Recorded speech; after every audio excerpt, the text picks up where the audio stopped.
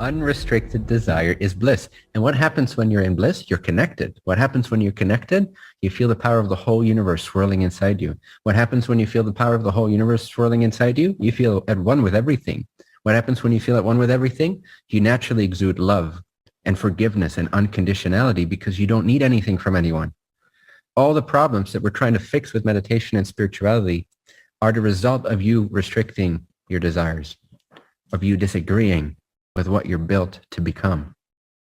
All of it, all your problems, all the stinky little ponds that you then try to kind of monk-like Buddhist monastery style manage respectfully with equanimity, which is another word for suppression in most people's cases.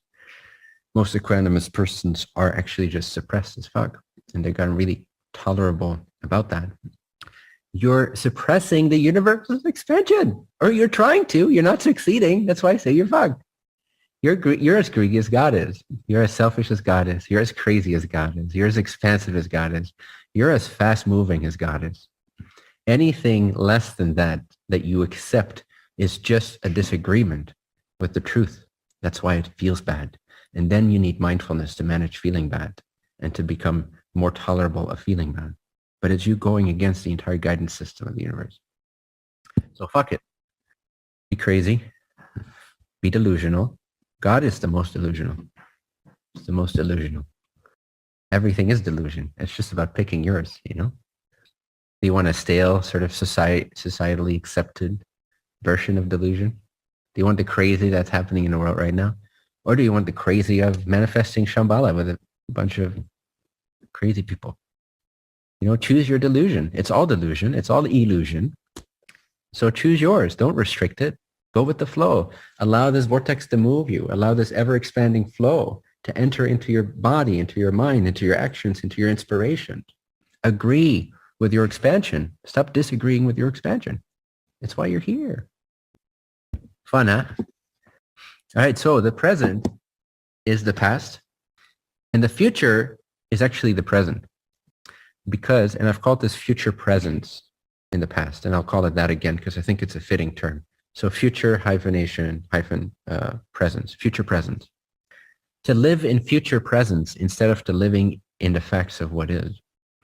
And there's a real art to this, to ignoring, and some courage required, ignoring the facts. Doesn't mean you oppose the facts, because that would still be taking the facts to be real. And that's where opposition comes in, and that's where resistance comes in, and that's where conflict comes in, and that's where conditional love comes in, and that's where trying to demand respect comes in.